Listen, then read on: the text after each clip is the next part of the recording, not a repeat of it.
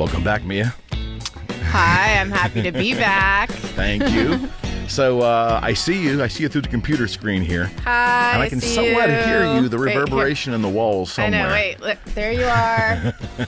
Hi. What do you think of this pandemic setup we got going on here? I think it's pretty ingenious. You think? Yeah. I don't know if it's ingenious. I ran a bunch of cords of the neighboring suites and just but Okay. thank you, though. Okay. Thank you. I'll tone down my praise. Well, it enables us to still be on location and do a show with proper audio and video. Right. As opposed to Zoom or Skype or all that stuff. Except now I have to wear these. You and do. It's messing with my hair. Oh, my God. You know. Usually, I think we did we do both shows prior with both of us not wearing headphones? I think I definitely wasn't wearing them either time. I think you were wearing them the first time and then I might have been. ditched them the second. Well, unfortunately, we have to wear them because we're kind of mic'd together. But Mia is in the adjoining suite that we have here. We are practicing social distancing on the Eric McKenna project. Yes. We are. So, my friend, I opened up all of the shows we've done so far in the pandemic era. And before we begin, this is show 100. And I'm very happy to have you back. Who else, right? I mean, you came on very early when I threw the crazy idea at you, and then you were kind enough to come back a second time. And your shows are extremely well received.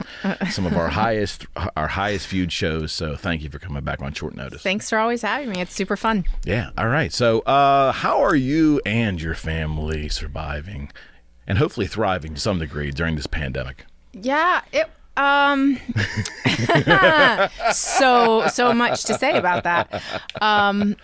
Let's hear it. It's been very interesting. For many reasons.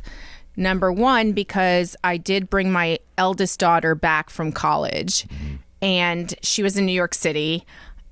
I got this feeling that it wasn't a great idea for her to stay there pretty early on. It was like the second week of March, and I was just feeling like you need to be home. Okay. So I called her and I said, listen, I know we discussed this and we were thinking it would be fine to hunker down there, but like I really feel strongly that you should be back in Pittsburgh. So why don't we do that? And she said, well, okay. And I said, well, what about your roommate?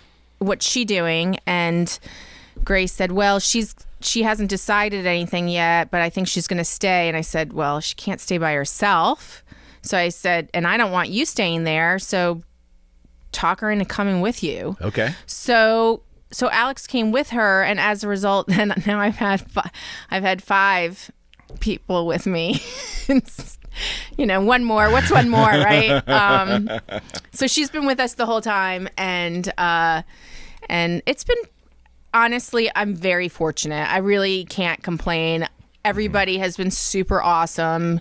Nobody's had any arguments with anybody else in the house, and everybody's just kind of like.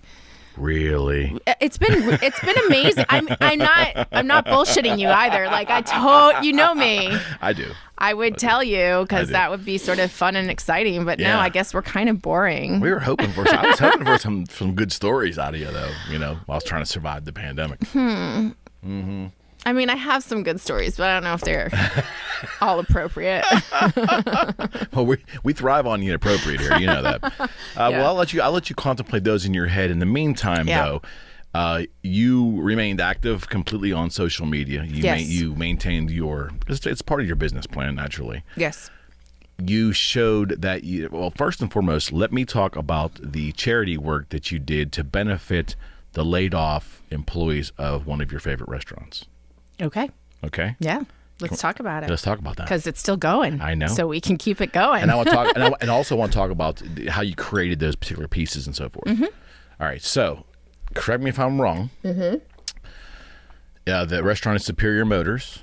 Right. Okay. And you created smaller works, which are they're more affordable to the collector. They're specific for this particular pandemic in that they are generating money to support the staff of Superior Motors right now, which a lot of them, I'm guessing, are not working because the restaurant function is not operational, correct?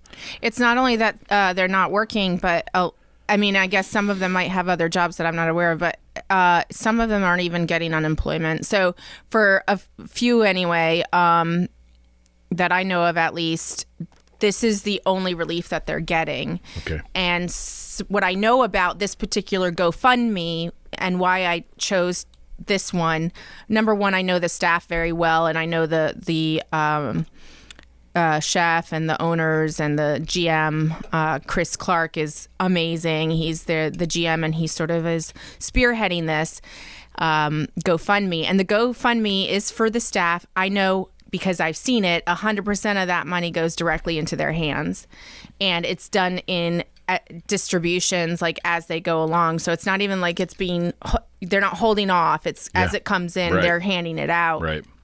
And so when they started the GoFundMe, my first response was to fund, what I could. And I thought about it, and I thought, this was the first week of the stay-at-home order, and I felt I knew I had moved my studio home, which was. We'll talk about that. Yeah. So we'll talk about that. But I realized, obviously, I can't do what I do in my studio. My studio in Homewood is 2,200 square feet, right. And we're talking about working within a 3-foot by 10-foot section of my living room, which then wound up being my entire dining room, whatever. Anyway. You didn't happen to cut a hole out the side of your house to get any pieces out, right? I just wanted to make sure it didn't happen. No, that didn't happen. Okay, you weren't tempted to, okay. Just laying it out there. Tempted to do that. I'm always tempted to do those sorts of things. No, so what I thought I would do would be to make. I have a friend who every time he comes to my studio, he's like, I think you need to try and make mini Mias. I think that would be a really cool idea. And I'm like, not a chance. I'm not doing that ever. And when this whole thing started, that sort of replayed in my head, and I was like, oh, well, maybe this is an opportunity to sort of take these big ideas, or maybe use these smaller canvases as studies for larger pieces, or use them as sort of details, if you will, of larger pieces. Okay. And I thought this could be an interesting change for my practice, and at least it was a challenge to myself. Right. So I decided I was going to do these little, and when I say little, they're about the size of these pads that you have in here. They're 12 by 12. Mm-hmm. Yep. And I wasn't sure if Chris would be excited by the idea or how he would feel about it, but I contacted him and I said, hey, Chris, what if I have somehow we incorporate in here, if you donate $400, you will get a mini Mia as part of your, reward. Because I know they do that with Kickstarter and things. I wasn't sure what the policy was with GoFundMe, but and he was like, wow, that's great, thank you. And I said, I'll donate 5 mini Mias, and we'll just see what happens. Well, it took off, the idea and I was like, there's no reason why I have to stop at 5. And what's wonderful is I want your viewers and listeners to know is that 100% of that $400 donation goes directly into the hands of these workers, which is awesome. So there's no in between. Nobody's getting a little piece of that pie. It's going directly to the people that really need it. And it gave me and has given me a sense of purpose, aside from the other things that I am doing for my work that give me income. This has given me a great amount of purpose during this whole crisis. And I think one of the things that is great about doing that for oneself when faced with crisis, to sort of go beyond yourself and try to think of something else you can do that's not about you. It really helps your mental state, and it helps, maybe some of the more negative feelings dissipate, because it's you have something that you're doing that's important, And so for me, I think I've gotten more out of it than anybody else, which, We'll talk about that for a second. So you're part of, obviously, the business shutdown. Yeah. How was art handled in regards to Pennsylvania's directive? Because I can tell you how mine is, but we're not going to go there. Well, it's interesting, Eric, because I'm really not certain. No one is. Well, yeah, that's the problem. But I don't know that it was ever really addressed. I mean, certainly we wouldn't be considered essential, workers or businesses. But at the same time, many of us practice in solitude already. So, a lot of people, for instance, a lot of artists have their studios in their residence. So it didn't change anything for some people. Okay. I do have my studio in a very large building. And for the sake of my family, I have a son that has some risk factors with his lungs. I decided that it would be best until we sort of figure out what's happening here for me to just move out of my studio for now and go in, even though it's a private studio. So I have a private studio in this building. It's totally my space. Nobody shares it with me. But I just felt, for the sake of, caution, that I would take it home for now. Okay. Now, that said, there are other studios within that building that are shared workspaces, and they have been shut down, and they are not allowed back in. Okay. They've been instructed they're not allowed. They're not allowed. There's a sign on the door. It's shut down until further notice. So, okay. And most of and I don't know. I know you've been through the building, but I don't know what your viewers know of this. I'm in what I guess you could call a maker building. So most of the businesses in the building that I'm in are small batch manufacturers, or they're artists, or they do other hands-on sort of work in creative industries. And there are several bigger organizations within that building which have a lot, many more people than I don't have any people except for me. So initially I was concerned that maybe some people would still be milling about, and so I just thought the better situation would be to not be there. Okay. But you, for this, yeah, just for my peace of mind, until I knew what was happening and get a little better sense, and not that we've gotten a great sense of what's going on, but it feels a little less terrifying. Yeah, I get it. So I decided a week ago, for many reasons, that it was okay for me to at least think about going back to my studio. So I called a couple of people that I knew were sort of going in and out, and they're makers as well, and they don't have staff per se. So I called them and I asked them, what's going on in the building? Are there people just milling about? Like, what's happening? And they said, no, honestly, it's like 5% capacity and nobody's in or out. And it was still getting thoroughly cleaned, because the building has to maintain that, because there are actually a couple essential industries, or excuse me, essential businesses within that building. Okay. So I felt as though it was time to at least sort of slowly but steadily move my practice back to my studio. And I'm it's been really amazing, I have to be honest. Okay. Just reacquainting yourself with the space after being away for a while? Yeah. So being away for 2 months, not having the sort of freedom that I have had for so long, I guess I just didn't really realize how much I needed that, and how restrictive being at home and doing what I was doing at home was holding me back. Okay. And I was working on, and this is how I really know that that's true. I did get a commission during the COVID crisis, and which is still happening. I did get a commission for not a huge piece, but a 40-inch by 80-inch piece. Okay. That's small for your standards. It is. Am I right? It is. It is small. So I was working on it, and I really don't have the space in my home to work on it, but I started it. I stretched it in there. I did the whole thing. I prepped the canvas.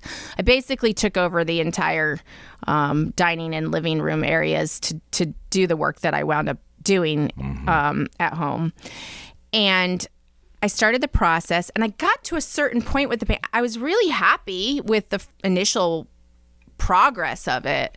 Okay. But I got to a certain point where I just felt like if I can't be really messy, I don't want to mess with this anymore. Like, I want to be able to throw my paint around like I normally do. Right. And you felt hampered. I completely.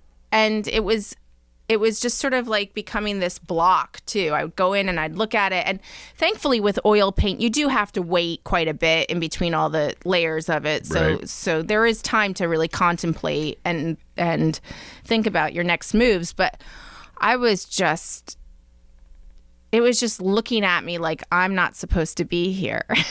Right. And so when I brought it back to my studio and put it up in there, it just came to life. And I became so excited about the piece, and I just sort of worked on it, in this wonderful, I don't know even what to say about it. It was just joyful. It was great to work on it in my space and have this new perspective about my space and the work that's in it and the work that I left behind.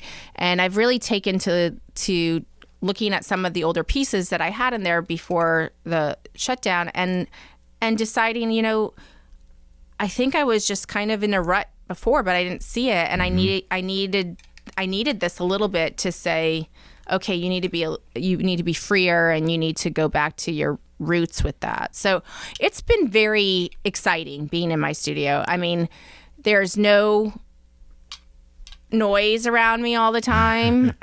And I love. There's no kids I love around my her children. all the time. I love you, children.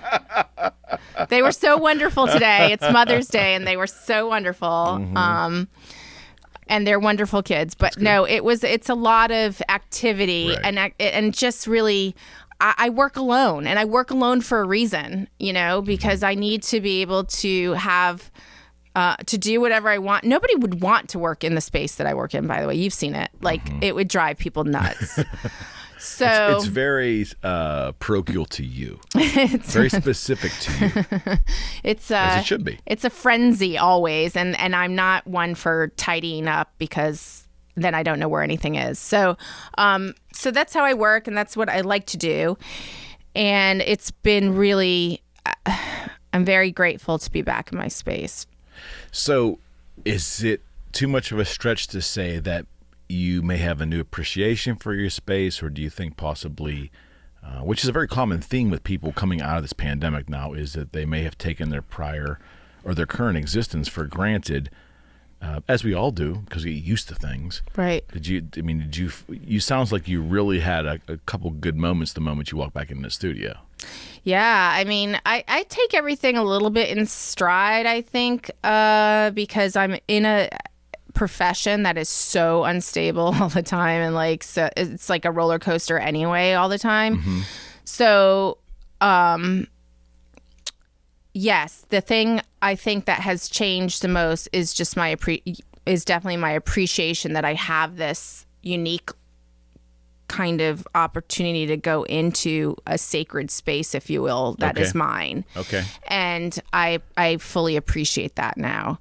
But, I was talking to somebody about, when all this stuff happened, I lost probably 4 commissions. One of them was a huge commission going to Texas for Nordstrom. And, everything got halted because of everything, all the uncertainty and whether or not places, brick and mortar department stores for sure. Who knows what's going to happen with that sort of situation.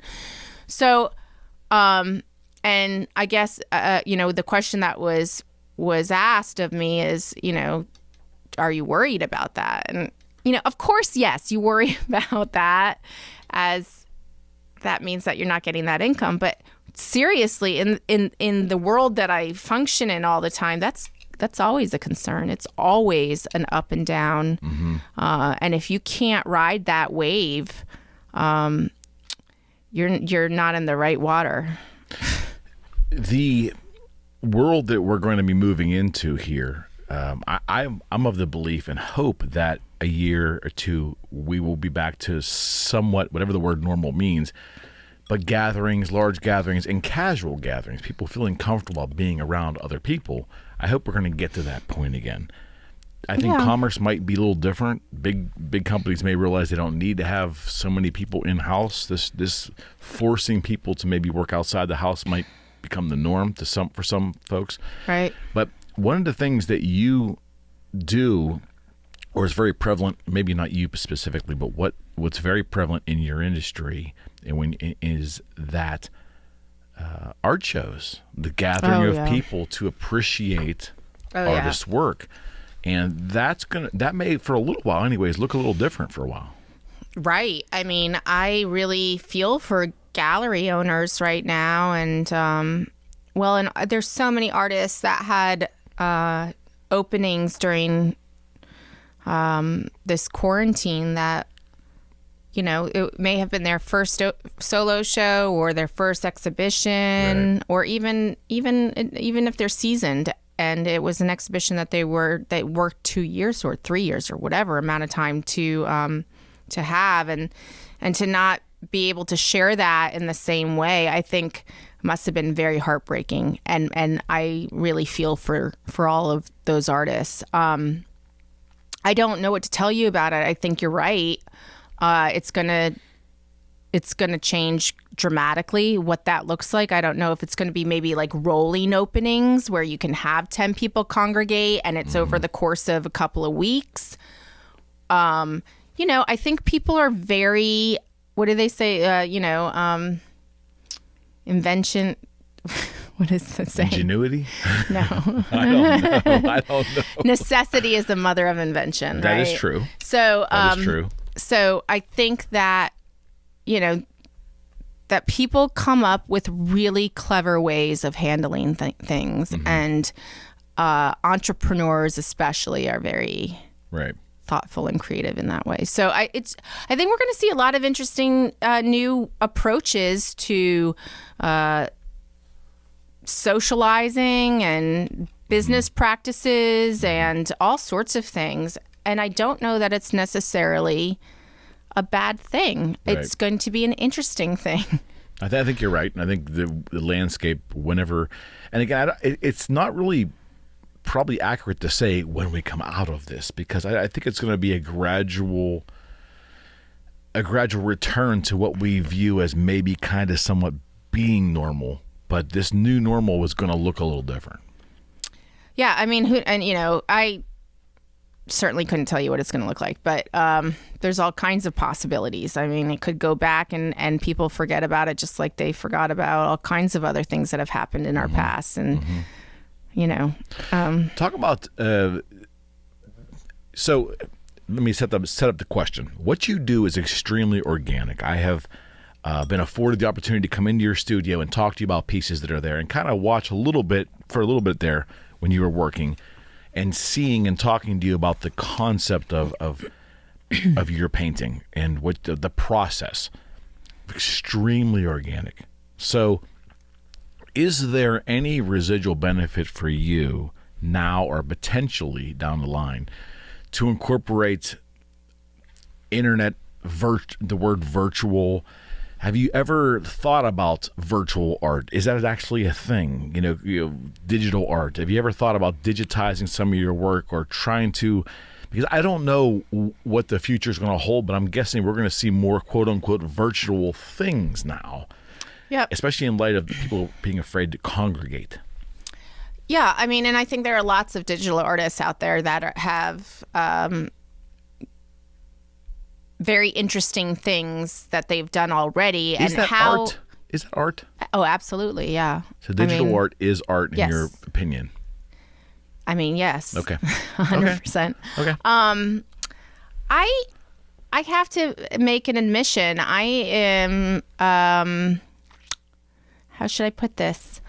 I break computers and I am the least tech savvy person you'll ever meet in your life. I'm not surprised.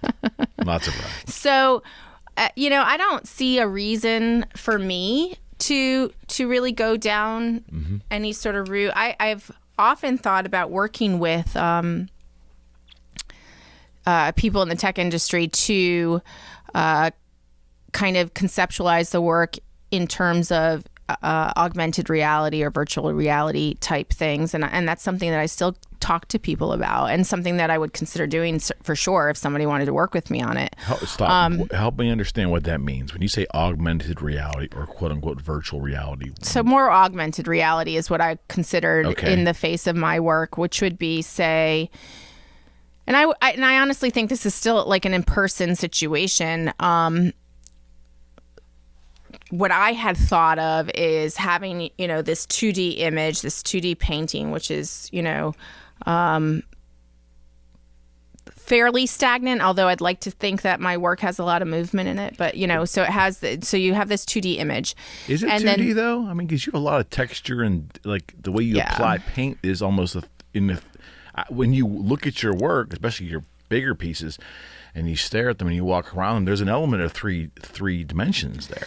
I mean, it can get pretty heavily painted and feel a little sculptural, but it's still 2D. Okay. And for a while, I've been talking to folks that know something about augmented reality, wherein in the case that I'm thinking, you could take a device like your phone or an iPad or something like that, and there would be a code, whether it was QR code or some other app or something. And as you traverse the painting, it sort of comes alive for you in different ways, and you can interact with it in a different way, which I found and I find fascinating, especially with regard to some of the locations that I have some of my work and the potential for engaging younger people, children especially, in the process of that, because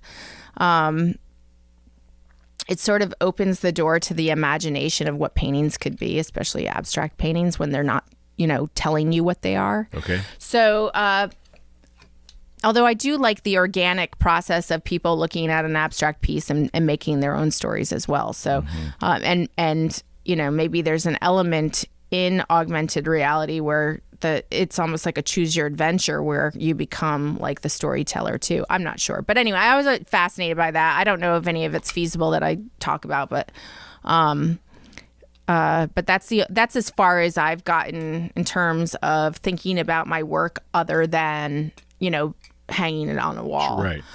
I think that that this time is probably going to yield a lot of interesting art and a lot of different formats. Even with pre-existing art. Like my daughter goes to art school, right? And so does her roommate, who are both now at my house. And they've continued to go to art school, right? They go to Parsons, they go to the new school in New York, right? And they take their courses online, and they have assignments that they have to complete. How's that work, though? I mean, like, talk about an organic learning experience having to be translated to virtual, right? Well, that's kind of my point. In it's changing some of the ways that you would present work or even go about the completion of it. Okay. So I've watched them, instead of doing maybe what they typically would have done in studio and having all of that, college expensive studio stuff around them, how do they take their ideas and what they really want to express and do that with their limited resources that they have at the home? Maybe it's just a cell phone. Maybe it's their computer too. Okay. Maybe it's, TV, whatever it is that they're interacting with, and they're utilizing those elements and coming up with new ways of translating their thoughts and their themes into art. And so I feel as though again, going back to, people are always going to be creative, right? And people are always going to, hopefully. well, nobody that I know is sitting on their ass and just being sorry for themselves. Like everybody's trying to think of a way to make this work for them, and or at least, even if it's not in their professional practice, at least for them personally, because what are the options, right? I mean, right. So I think it will be very interesting to see what comes out of this period in time. And, I think it will also be very interesting to see what happens with this generation of kids that have experienced this. And maybe the little kids won't have any sort of effect. Who knows? Again, it just depends on what the so-called new normal looks like, right? But I think about my daughter who's graduating from high school, and I think, this is really impactful in many ways for them. And it has changed a lot for them, certainly in their way of communicating socially and all those other things. So it's going to be interesting to see, I think, what comes from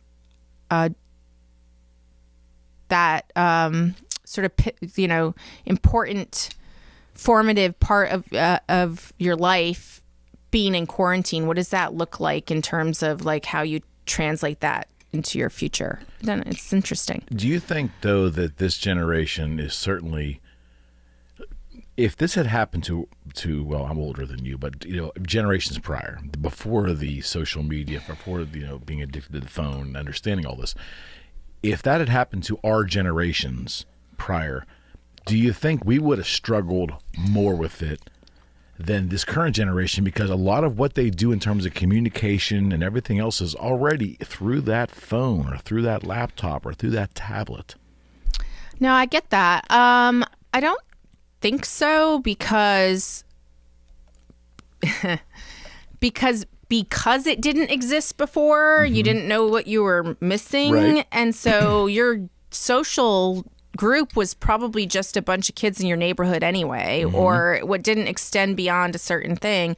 There was still maybe we're talking about pre-telephone even, or whatever. I mean, I think every generation is capable of adapting to this sort of circumstances with what the technology is for the time. I don't see this generation as being better equipped, if that's the question. Yeah, I think it's a different. I think it's just a different way that they've been interacting with the universe because of the technology, and they've just adapted to the crisis with that technology. Okay, let's talk about what you love about art. And do you, for a while, I'm guessing, at least until probably you're comfortable and obviously it's legal, it'll be a while before you can welcome in prospective buyers to come in and do viewings or have an open house like the building had prior, which was phenomenal. Right. Showing your work that way, engaging potential clients and discussing your work, is that a joy for you, honestly, or is that just part of the whole thing and you just deal with it? I really enjoy it, but I personally really enjoy the majority of art patrons. I think that it's an interesting profession to be in that regard, in terms of who supports your work. I think people who support artists go into it with this desire to learn about the process and this desire to know more about the work, and so it's kind of already like this positive experience from the very beginning. Okay. So I actually really miss the interactions that I have with clients, and I miss having people in my studio and talking about my work. And the building I'm in also is is run by a nonprofit, so we would frequently have tours. Right. For various people. The last tour that I had right before this was for about 30 high school students. And that for me is really a pleasure. And so I do miss that. But, I will say that for a lot of my commissions, even prior to this, they're not necessarily from Pittsburgh. So the process in doing the commission was always over emails or images that I would send. And I have learned how to, as much as one can with the technology, get in there and show the detail of the texture and so forth, and the color as much as, it can be matched by technology. So I'm well versed in doing it that way. And I think that there's going to be a lot more doing it that way for some time, but it doesn't really hamper me.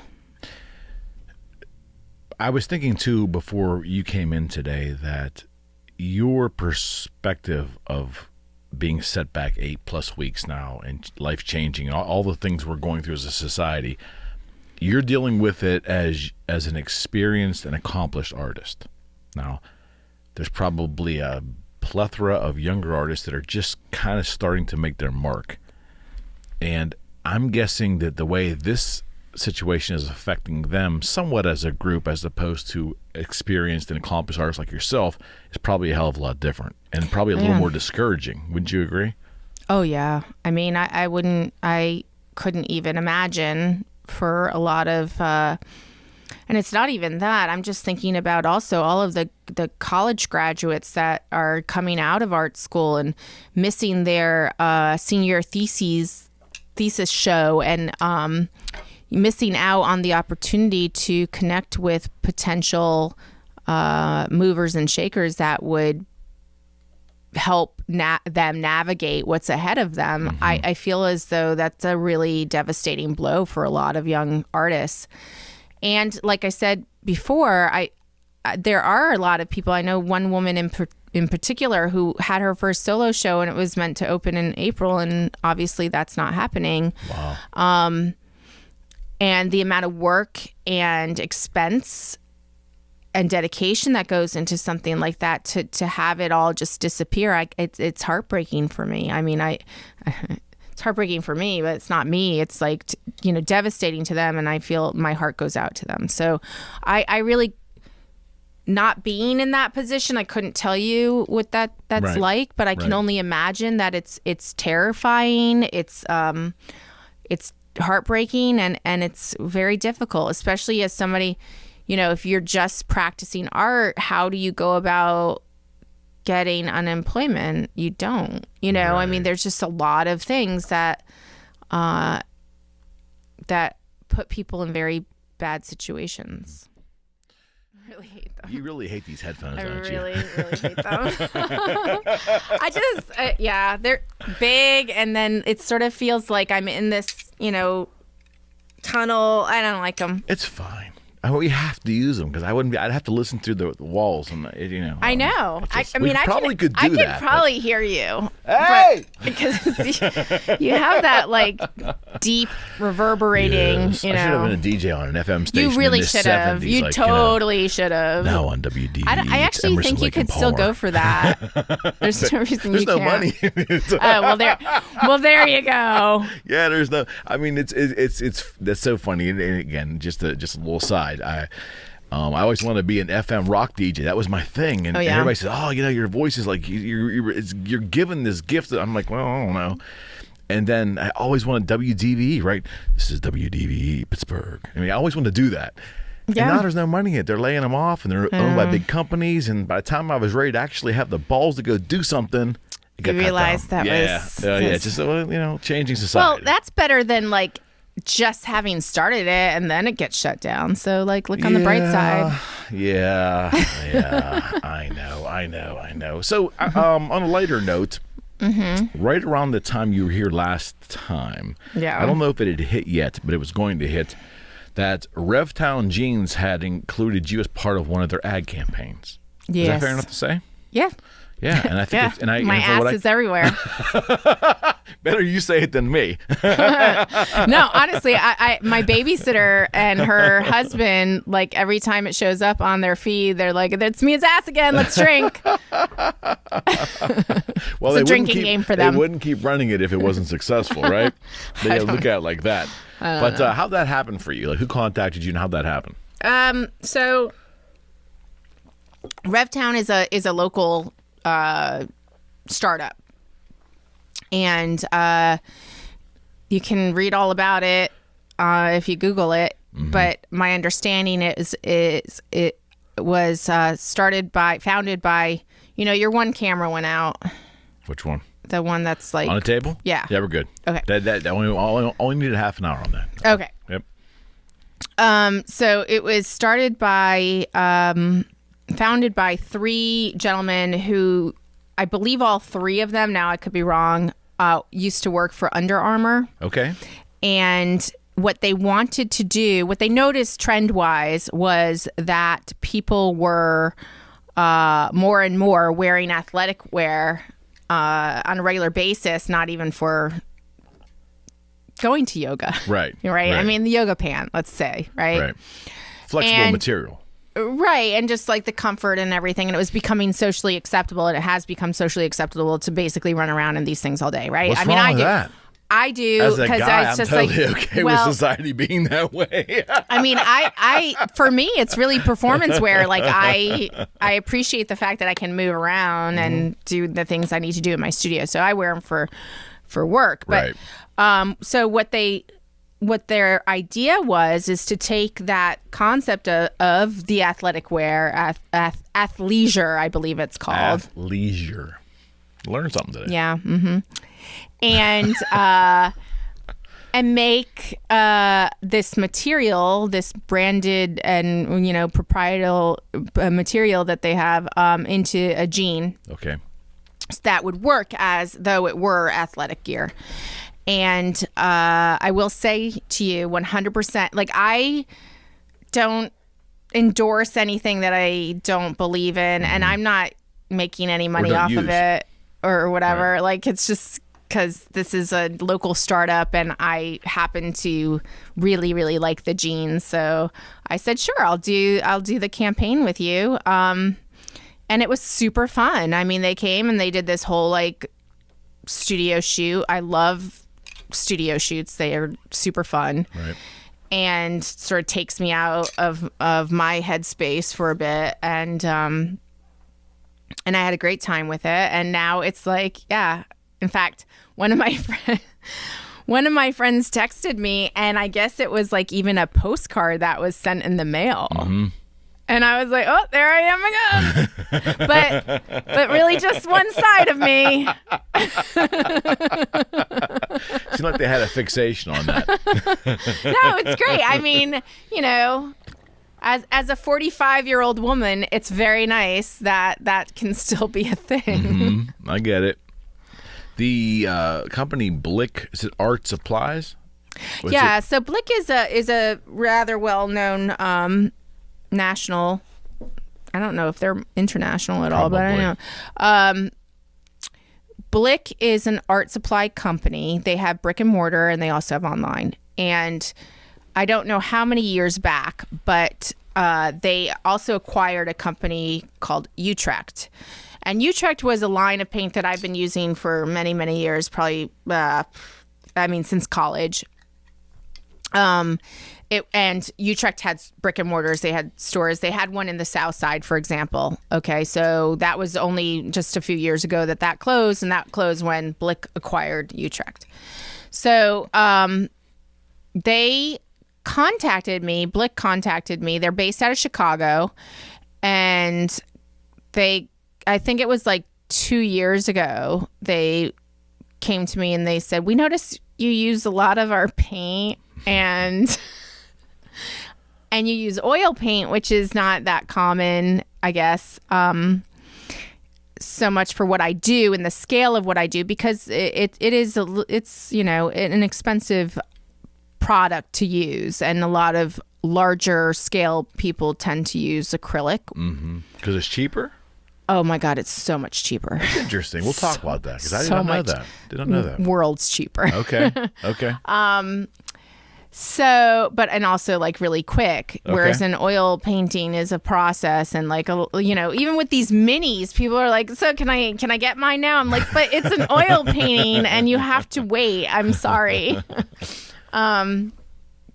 Anyway, so what they asked me was, would you feel comfortable doing a blind test for a product of ours? Okay. And it's from the Utrecht line. So while they did acquire Utrecht, they didn't shut down the line of paints that they make. And Utrecht is interesting because they make their paints in Brooklyn. So it's really like a very cool company, and the whole like mission and everything is something that I can really get behind.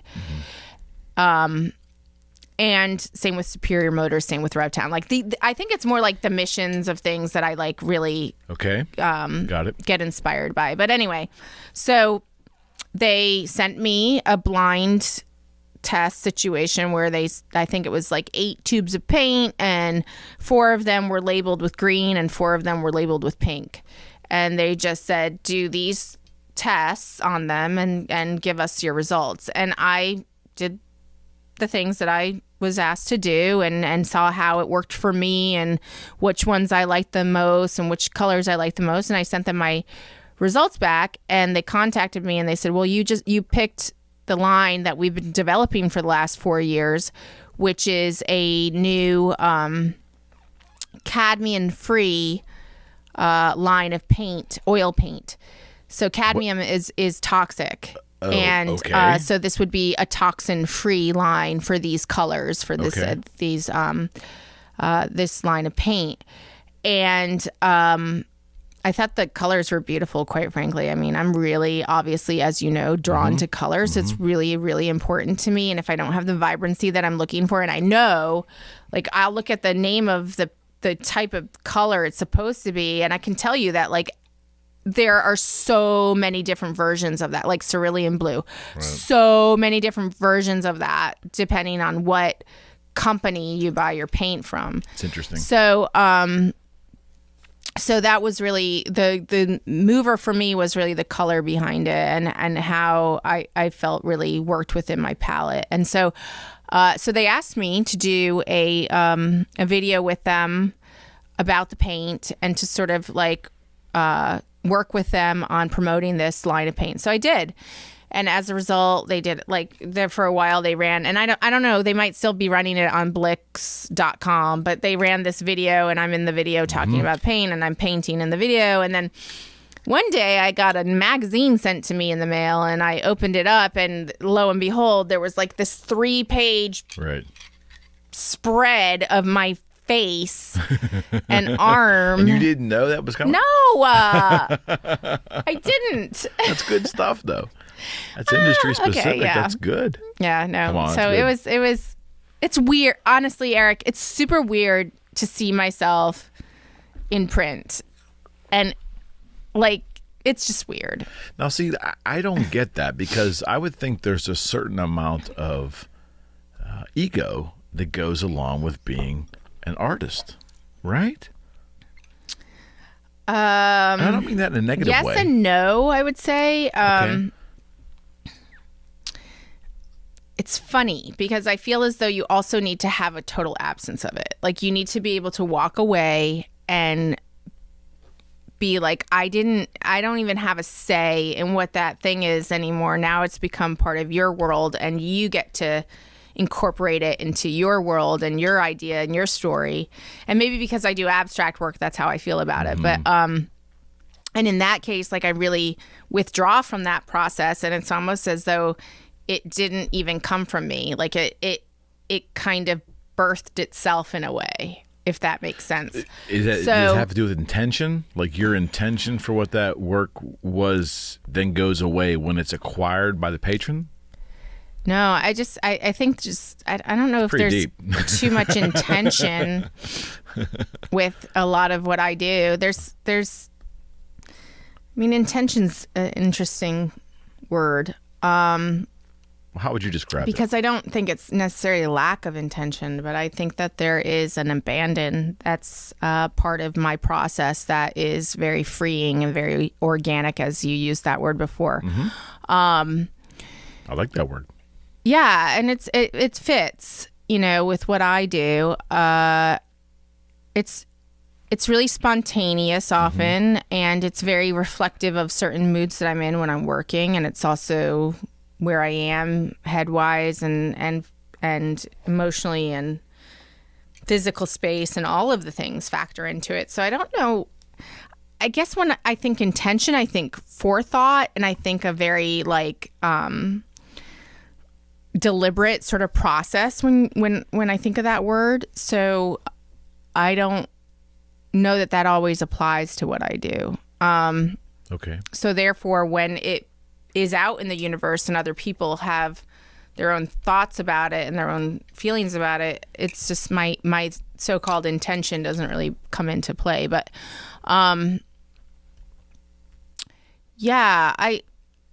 and then at the same time, to the question about the ego, like I do feel like you need to be strong enough to say, I believe in my work. Mm-hmm. And if that's ego, then okay. And I think it is, but it's healthy ego, right? I mean, it's not bravado. It's not, I just think I'm so awesome. But it's this sense of confidence in yourself and that's what you're doing.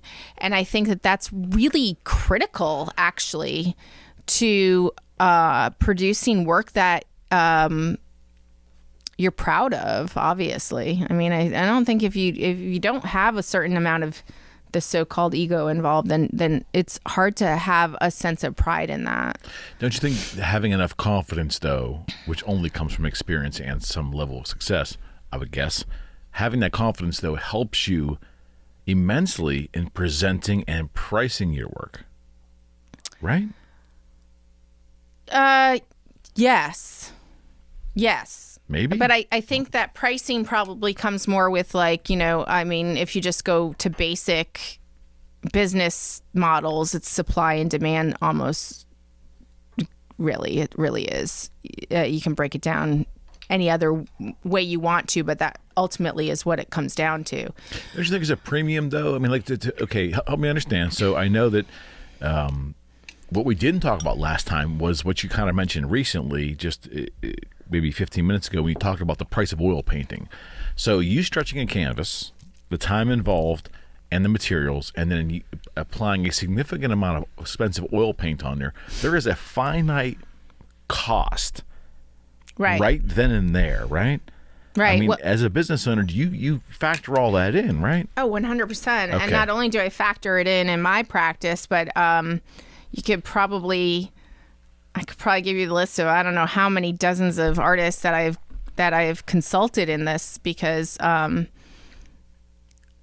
lot of younger artists, or even artists that are maybe not necessarily younger, but just younger in their practice, don't know how to price work. Mm-hmm. And so I guess I'm fairly well known as somebody that knows how to do that. So they'll come to me, and so I don't know. I all of this stuff that I know, it was just like things that I picked up along the way. I didn't go to business school. I didn't that's not part of my, but I feel as though a lot of these things are just basic. Okay. So you obviously look into your overhead. So your overhead is anything from your supplies but even if you're working out of your house, I submit to you that you have overhead, because a part of your house is being used for your practice. And so like in taxes, you write that off, right? I mean, so you really do have to look at all of these factors.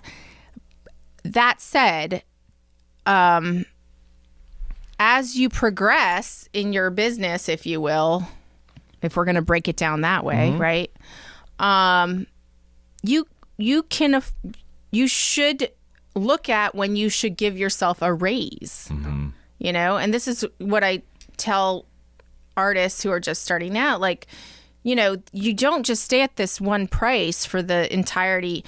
And this goes without representation, without a gallerist, without fame and fortune. That I don't have that. Like, I'm a professional artist, but I'm not this blue chip artist. I'm just a working artist, which, a lot of us are. So how do you increase, your value over time? Well, it does actually come down to, people purchasing the work. So Right. I guess fundamentally it's the same as any business. It's supply demand. And if there's a demand and you can only supply at a certain amount, well, then your price goes up. You know, I mean, it's like anything else. That premium, though, at what point did you feel, if you can even maybe narrow it down to a month or a piece that you did, was there a point that you said, yeah, I'm going to give myself a raise, and based upon my success to this point and my brand and my pieces that are out there, It's happened I deserve this. I deserve this. Yeah, I mean, that's happened like 5 times in over a decade. You know, Okay, like right. it's just like, okay, well, I'm at this point, and I will admit, and I get angry with other artists because they tend to do this, but I myself did this. Okay. And I priced too low initially, and I wasn't covering all of those things. You know, you live and learn. I do wish that there was more education for artists out there in terms of these things, in Okay. terms of the business practices. And, you know, to be fair, there are a lot of organizations that do provide this education, that do provide free, you know, seminars and so forth for artists. But it's a little bit like the wild, wild west in this profession, in so much as there's no organized way of looking Right. at it, right? Everybody Right. practices on their own, and whether or not you want to be educated or not is up to you personally. Nobody's coming after you saying, oh, well, in order to practice, you need to have this certificate or that certificate, like your business, right? So, so it's interesting. And, but I will say this, as much as I did underprice it initially, I really quickly understood what I was doing was wrong, and I raised the prices almost like, you know, within months of doing that. So, and then I just sort of looked at, okay, where am I? Where am I in terms of the execution of the work? I mean, it's like, is it getting better? Am I getting more proficient? Am I putting, you know, more experience into this work, and therefore maybe more refinement and more expertise, and also looking at other artists that were doing, you know, coming along in the same way I was, and just being very cognizant of other people's practices, other people's pricing, Okay. You know, so it's just Competition. competition. It's Okay. it's all of the very honestly, if you just look at all of the very basic things about business, In general. small business in general, it does apply. It's just that people don't want to think about it that way, and I Right. could care less. Like, I will think about it whatever way makes sense. I can see that. So it's almost a right brain versus left brain struggle And I the have, artist but has I a have business. both brains. Like, I don't, no, honestly, I've never had an issue with either side being more competent than the other. So, I think, though, that when I brought up the idea of confidence, you know, there has to be some point where a young artist takes that first big step, right? I mean, they have a little level of success, and then they have if you don't have the confidence to believe in yourself that you're worth this amount of money for this particular piece, that's a problem, right? You got to believe in it. it is a problem, but I don't know if it's so much the artist as it is maybe their education that they're receiving prior to going out in the universe and trying to be like professional artists, or B, the perception of art and artists as sort of being, you know, the starving artists, and that whole romanticism that is involved in the perception of what an artist is. So like, it's hard to say, you know, what's the cause of it. I think there's several factors. But I think the onus is on the artist to educate themselves, quite frankly. I'm tired of this being I'm just a flighty-dighty artist thing. No, you need to, if you really, and I say this to artists all the time, if you want to be an artist in 5 years, you better figure this out, because you can't exist on, you know, nothing, on pixie dust and, you know, dreams. So if they're not taking, so what I'm hearing as a non-artist here is like, if they're not going to take their practice seriously As a business. and value it, no one else is going to do it. Right. I mean, there are very, very few professional artists that come out of the gate or even are in their professional level art that have somebody else managing them. Right? Very few. And in that case, great. You have somebody managing you. You can be as oblivious to all of this as you want to be. You can pretend as though there's no money involved. Total horseshit, but you can pretend. Right. Just fooling themselves.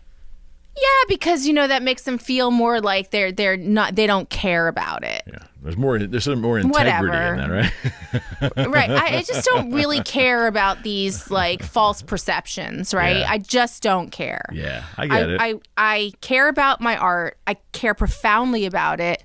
I put into my work everything that is me. So as much as I talk about the business element, I want it to be understood that I don't do a piece because I think I'm going to make money off of it. It always does boil down to I'm doing this work because I'm passionate about it. Sure. So I feel like there needs to be less of this fantasy, promotion of the fantasy of the artist is not caring whether or not they can sustain themselves on their practices.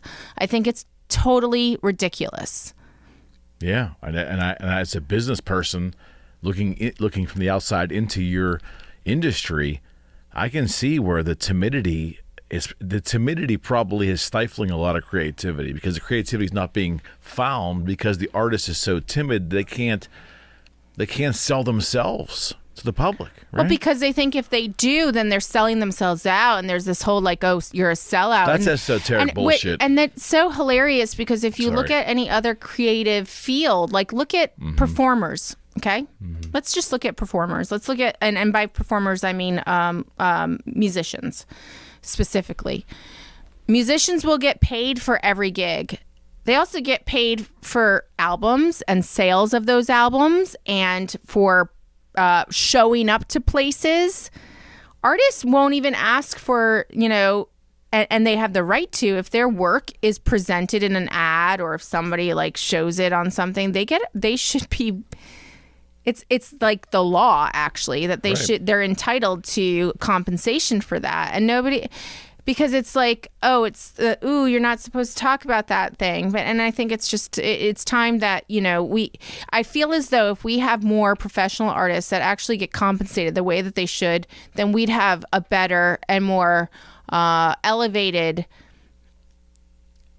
creative field of artists. And I think it would be so beneficial all around if more people were able to be sustainable that way.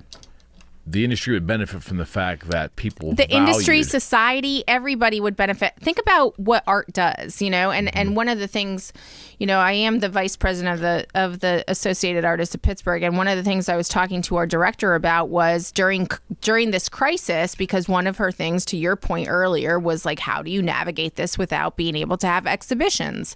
Well, we discussed all these possible ways of doing not necessarily virtual exhibitions, but how do we promote our artist base and make that, still, work for them to be members, and we came up with a lot of really awesome ideas. And what was I saying before this? I lost my chat. What was the question? Well, you were mentioning the fact, how do you, in the pandemic, how were you going to display the work, because there wasn't any way to do that. Right. Well, and I have a lot of ideas for that, but there was there was an underlining thing that I was trying to talk about, and now I lost it. Sometimes I get really off track, as you know, Eric. That's okay. You're an artist. Right. Oh. Notice I didn't say Bravo. Starving artist. I didn't want you to throw something through the wall and hit me in the head. So, you know what? I do want to ask you about some of the litigation and the plagiarism things that were plaguing your practice over the past year and a half, 2 years, and see, has there been any resolution? Yes. There to has been. both Wonderful, situations. Yeah. wonderful. Well, I know we talked last time. There was a resolution to the first one. Not so pleased with the. You didn't get the painting back on that one, right? The plagiarized painting. Yeah, no. The terms of the settlement are not to be discussed. But well, there you in go. either case, one must remember that in lawsuits, the settlements are not to be discussed. Understandable in any industry. Yeah, whatever. That's fine. So, but what I'm displeased by is the fact that the same artist has gone and done a more derivative work, which has been hung in the same location. Oh, so great. it was very disappointing ultimately, the first case. But what I did take away from that is an awful lot of experience. And every time I fail, I love my mother so much because she always is there for giving me the best advice all the time. And happy Mother's Day, Yes, Mom. Happy Mother's Day to all the mothers out there. But, every time I fail at something, she says, well, you didn't go and get an MFA. Consider this part of your education. Like, yeah, you lost money doing that, or you really failed at that, but like that's all part of your education, and you didn't spend the money getting the degree, but you're getting the education. And I thought that's a really good way of looking at it. So the way that the first situation went down, and the subsequent issues that have happened thus thereafter, right, have influenced then how I dealt with the second one. And the second situation, I feel as though I dealt with very well. And I did settle. I feel very good about the settlement. I feel as though the point was made. The argument is public domain, and anybody can read about the facts therein, because I did actually bring it to court, to federal court. Right. And there's been articles written about it, and I feel very good about it. Not only do I feel good about it, but because I did that, and because it went into the public domain the way that it did, and there were several articles written about it, other artists have come forward. How about that? Yeah, how about that, right? And I mean, I remember thinking there's got to be more to this, there are several artists that have come forward to me personally, but one artist in particular that I have been talking to, and I will say there's more to come. Okay. Yeah. Okay. But that's good though. So the resolution was good. And her situation, my resolution was fine. Like, I'm happy with it, but like, there's more coming. Okay. And I feel as though this artist that I've been talking to, her story's incredible. So the defendant in your lawsuit, the gallerist, the gallerist / artist, yeah. Okay, well, I'll let you use that term. That you're saying that your circumstance wasn't the only potential issue. No, and I think we spoke about this before. So many artists don't do anything about these issues because it's so price prohibitive, to be honest with you. Right. I mean, so even though you go through the process, even if you even do this first thing, which a lot of artists don't even do, but I really, really highly suggest you do. Okay. If you go through the process of registering your copyright in the first place, doesn't even matter almost. Wow. If somebody comes and infringes upon your work, unless you are like Damien Hirst or something and you have all the money in the world to deal with this, if you're just like a regular professional artist that makes their living doing this, you're probably not going to want to drop $100,000 in federal court over work that isn't worth the money that you're spending. Yeah. I mean, it's insane. It's a lot of money on principle. It's a lot of money on principle. And so for me, I was like, I'm all gung ho about the second one. I was like, yeah, the principle matters. And it's not so much that the principle doesn't matter. It matters to everybody, I think, that when they're confronted with this, but like the reality of defending that does matter. Sure it does. You know? And so I would like to see more ways for professional artists and creatives in general to protect their copyright, to protect their intellectual property that doesn't require such substantial financial burden on them. And I don't know how to go about that, but you can be 100% certain I'm going to keep investigating. You have any ideas on what you'd like to see implemented? I think there needs to be something along the lines of a small claims situation for these sorts of things, because, the work in question for me, was under $10,000, but going into a whole legal battle over these things could have been hundreds of thousands of dollars, right? So what sane person would then pursue that, right? Even if you're in the right, it still doesn't matter, because you don't ever really know. Right. Anybody that's ever been through a court situation, and I know most of us in our age group have, like, that it's totally unpredictable and it's not sane. The legal system is not sane. No, it is not. And it's crazy to me that there isn't another option that is more accessible. Do you mean for like creatives. Almost like a small claims court type situation? Yeah, like collaborative law, things like that. Correct. It feels more like there should be an alternate way of litigating or mediating, even maybe even fine, yeah. sans lawyers, Right. for something that is it doesn't reach a certain, because that's why we have small claims court, right? Because it doesn't because it doesn't justify hiring a lawyer. You get to it's a certain amount of money. It's still in many cases for a lot of people a lot of money that they are either going to lose or unjustly and so forth. And so that's why we have that.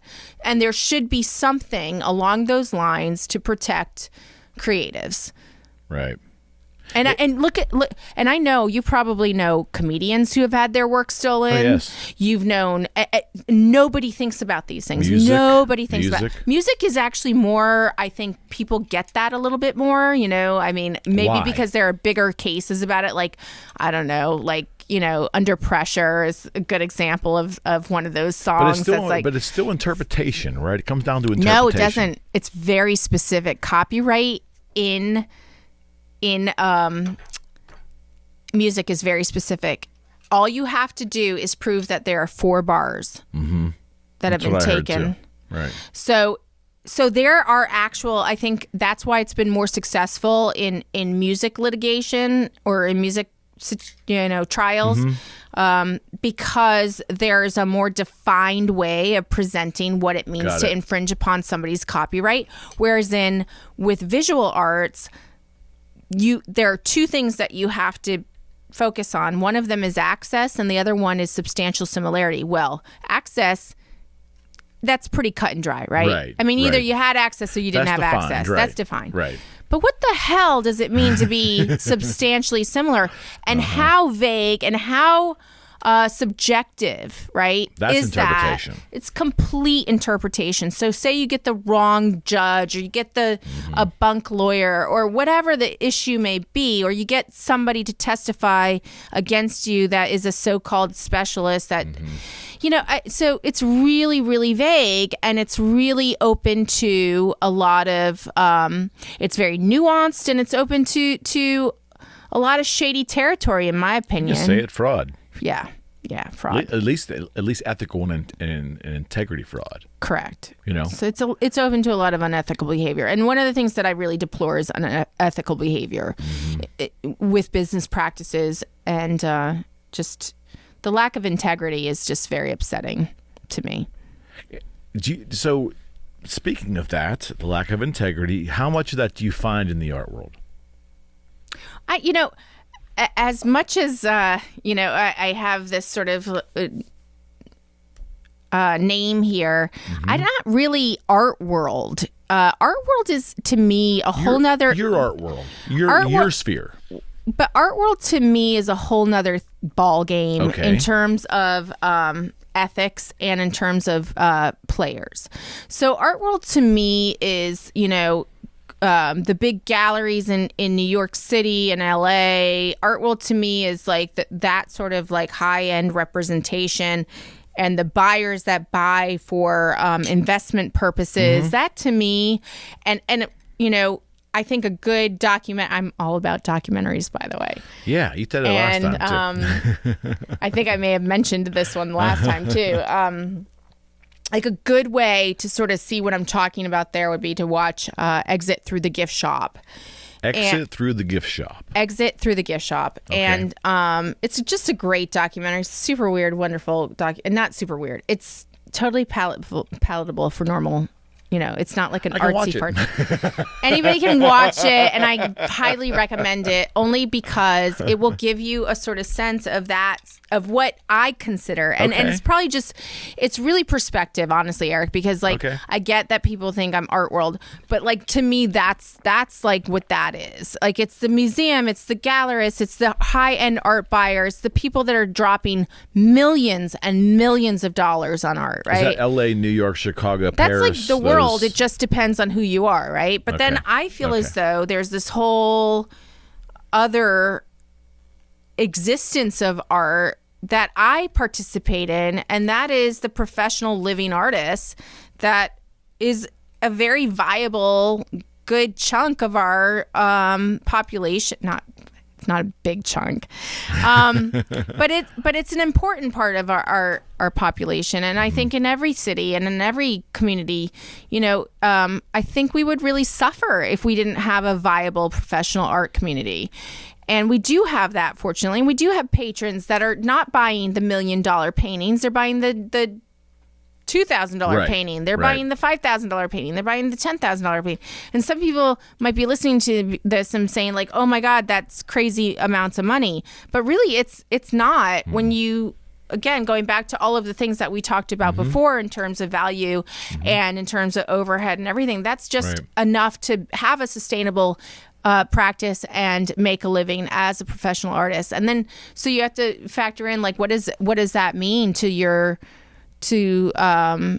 people in general to have a viable and progressive and sustainable art community. It's really actually very, very important. And I hope that actually during this period of time, people recognize that more and more because they're in their homes all the time and they're looking around. They're either surrounded by art. I'm surrounded by art every day, by not my art, but by the artwork that I bought from other people. Right. And to me, that's a priority in my life. I've made it a priority in my life to acquire work from other people because it makes my house a home. And I can understand if you have different priorities. The world. It takes a lot of different people to make the world go round. I hope. So, but there are a lot of people that prioritize art and not to the degree that they're going to art fairs and dumping shit tons of money, but to the degree that they're putting money into the professional artists in their community and other communities. And I think it's wonderful, Before we wrap this up today, yes, besides doing wonderful talk shows like this one, what do you enjoy outside of art? What do you find wonderful about this town? When you want to get away from art and go do something, what does Mia Tarducci go do? You could tell she had no idea this was coming. Also, by the way, I really do enjoy doing these. Thank you so much for having me again. Man, and I feel very special that this is the 100. 100. Oh, you believed in me early on. Yeah, I think we're awesome. I had to have you back for 100. Yeah, of course. Well, thank you. You're welcome. The sad thing is that I really, really, really enjoy eating out, and I think it's super important that people do think about that if they're in the position to give and to go to the various ways that you can give. I know that there was something that was streaming on Facebook that was to I don't know if it was a GoFundMe or just a fundraiser for hospitality workers that kind of goes to everybody. But like, I think that the GoFundMes are so great because they really do go directly to the people that they're meant to support, and I feel strongly that that I want to know where my money goes, and the public seems to really trust that organization too. Yeah, I mean, unless the person behind the GoFundMe is a total fraud, which I'm sure there's been cases of, then it's a very trustworthy situation. So I love going out to dinner. Just ask anybody who knows me. Probably because I'm not a great cook, although I can cook a mean breakfast. I will say. Okay. All right. Really actually enjoy cooking breakfast. Okay. I don't know what it is about it, but I really like it. Okay.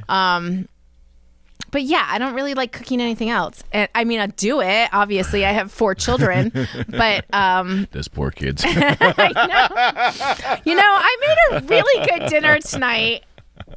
And a reminder that it is Mother's Day. I made a really good dinner. And you cooked on Mother's Day.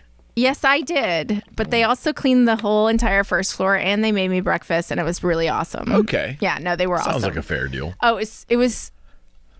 If you knew the amount of mess that they had to clean up on the first floor, because it wasn't just their mess. Honestly, half of it was my studio mess, You've been working there, right? Yeah, and they were so lovely. So anyway, enough praise for the quarantines. Quarantine crew. So so I really, really enjoy going out to eat. Mm-hmm. I really love movies. Okay. Love movies. The whole gamut. I love cheesy movies. I love really deep movies. I love foreign movies. I don't like gory movies. Okay. So I should. No gore. I'm going to well, it just actually kind of depends on the gore. The kind of gore. I don't know. I like good movies. I like bad movies. I like cheeky movies. I don't know. I like the movies. fact of going. Do you like the whole experience of going to the movies, I like or would you rather going watch to the them movies. at home? No, I like all of it. I like going to the movies. I like watching them in my bedroom by myself. I like watching them with my kids. Right. I don't know. I'm not a TV watcher, right? I don't have cable. Mm-hmm. I just love the whole experience of having that hour and a half or 2 hour or whatever encapsulated fantasy. And you detach. Yeah, it's fun. Yeah, exactly. It's Do really. you love the art of that? Like filmmaking and storytelling. I love stories. Yeah, I love meeting. Okay, so I guess that's another thing that I love. I love meeting new people. I just really, really love that experience of hearing other people's stories. I agree. And seeing them light up and this sort of magical experience that happens between two people when they are first knowing each other. Mm-hmm. I love that. You need to start a podcast. No, I would be terrible at that. Why? I think you'd be great. No. Nobody wants to hear that. What about an art themed podcast? No, because I would be bored. I would not want to do that. You think so, huh? No, I don't know. All right. So besides movies and food, I love traveling, but I haven't really traveled in a while. But okay. I love just road trips. I love getting in my car and going on a road trip. Now, to be honest with you, it's mostly necessity based at this point, but I drove to Miami to go do an art show, and that's 18 hours of driving on your own. That's a haul. And I loved it. I have to admit, it clears. It's very, I shouldn't say it's meditative because that might sound dangerous to other people on the road. But it's very calming. And I have a hard time calming my head sometimes. It's full of ideas all the time. So you drive home a lot, right? To the north, when you say home, I drive home all the time. What are you talking about? Yeah, to Rhode Island. Yeah. See? And that's a 9-hour drive. Yeah.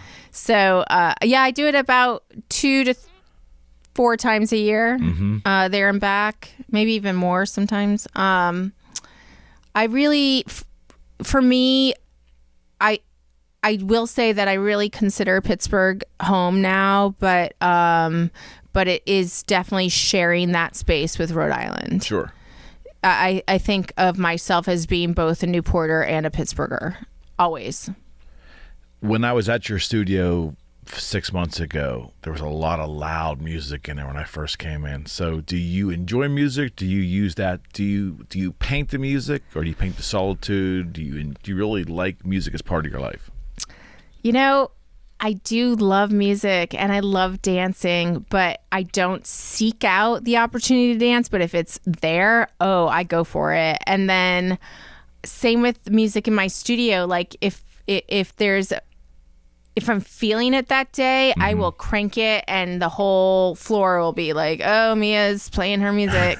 Or I'll have complete and absolute silence. And in both cases, I feel just as in the zone. It doesn't, I think it just depends on the mood that I go in there with. And it's really not dictated by any sort of like overreaching or profound desire either way. It's just, I'm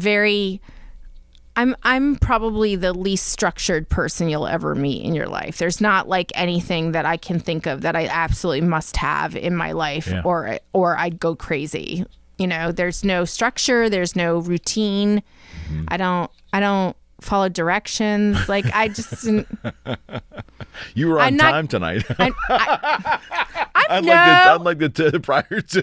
Not true. Three times. I was on time before. Not exactly. Close. Okay, all right. Maybe close, but I do apologize. No apology needed. No, but yeah, so I'm not somebody that responds to structure, I guess. And so it makes life a little harder for me, I think, than maybe other people. What about seeking out art? Like, do you go to galleries? Naturally, you'd want to. Do you go to galleries to see competition, or do you go to galleries for enjoyment, or both? Again, this is another one of those things that, like, I don't follow other artists on Instagram unless they're my friends. Right. I really don't like being influenced by other people or other things unless it's, going back to that great word, organic. And it feels like, you know, that's something that I really want to be in the moment for. But I have a very limited understanding of contemporary art, to be honest with you, and a very limited understanding of art history. My art history background goes, and even though I had a concentration as a college student in art history / studio art, my understanding is very limited to Renaissance art, and specifically Renaissance art in Siena during the Renaissance, and Sienese Renaissance art bucked the Renaissance. Like, it was just this whole, so it's extremely niche, and like I really don't I have learned more from my daughter, I guess, in terms of other, you know, like what's happening in the contemporary art world, and other and friends of mine who are obviously very well versed art historian friends and curator friends. But I love going to museums, but I don't feel as though they influence my work, and I I certainly don't want them to. Right. Like, I feel when I go into my studio and when I work on something, it's really coming from me. Got it. And so if I maybe to your point, like, do you like that? Like, maybe part of me is a little bit afraid of that, because if I were to delve into it, I may fear that would be too influential and then change something about my practice and make it less me. And I wouldn't want that. What about sculptures, though? Like, would you ever go to like a gallery full of sculptures? I know I go to galleries all the time. Okay. And I love going through, like, I can tell you that the Detroit Museum, the Museum of Art in Detroit, is so fantastic, so amazing, like probably one of the best places that I've ever been. But like, my favorite museum is probably still, and it's so so silly because I'm sure it's a lot of people's favorite music, but like the MoMA, I love going to the MoMA, and it's the same thing every single time I go there, and I know what I'm going to see, and I see it, and I move on. I mean, they do have changing exhibitions, but like I know where I'm going when I go there. Same with the National Art Gallery in the Smithsonian in DC, where I went to school. I used to love going to the East Wing of the National Art Gallery because I knew exactly what I was going to see. I would go and sit there, and it'd be peaceful and quiet and contemplative and everything, but it didn't change how I practice art or anything. And honestly, quite frankly, now that I'm saying it out loud, I don't know that going to, or learning more about art would change me at this point. Maybe I feel strong enough now as an artist that it wouldn't. And probably about time that I learn a little something about the history of it. I don't know. There's no quiz you were preparing for. At least not on this show. I do feel as though I should be more knowledgeable than I am. And I'm, that's a little bit of a deficiency on my part. Well, you have some sculptures in your studio, at least you did 6 months ago. You told me they were currently abandoned, whatever that meant at the moment. That's what they were. What does that mean when you say abandoned for the moment? And then do you still have interest in doing sculpture work?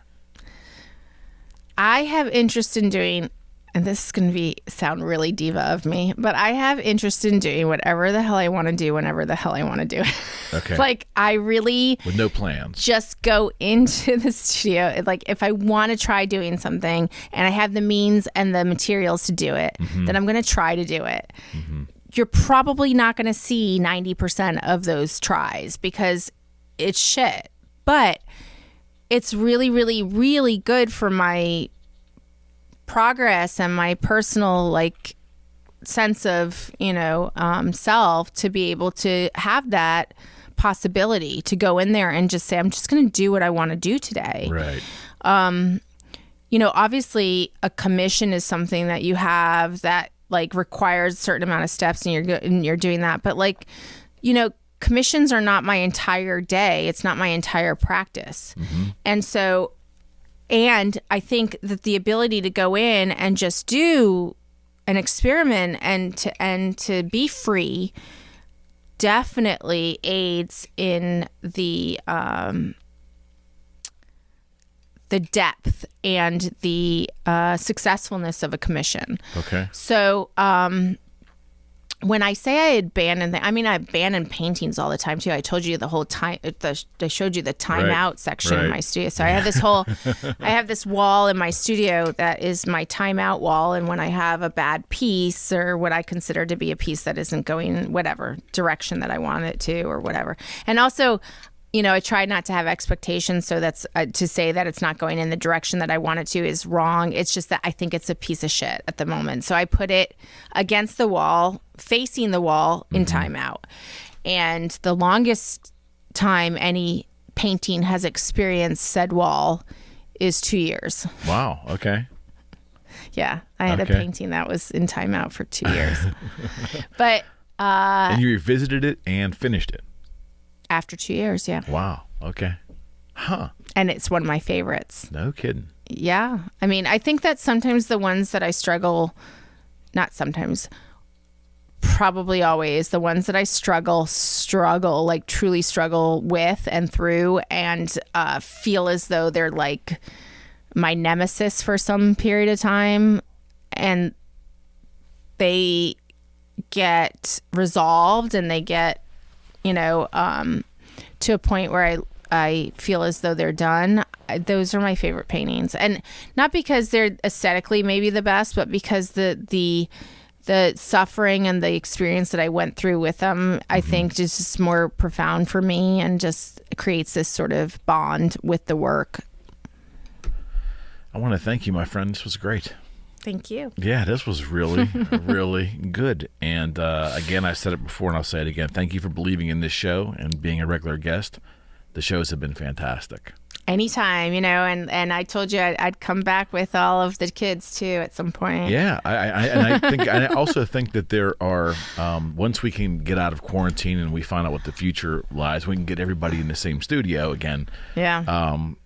Definitely, I think there's mutual we can do shows with mutual guests on here, and I'd love to include you in some panel discussions and so forth.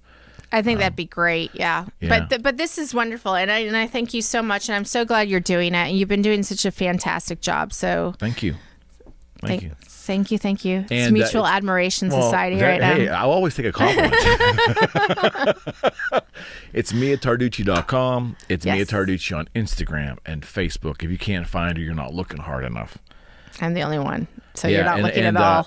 And there's a good display of current work in progress that is completed and for sale on MiaTarducci.com, correct?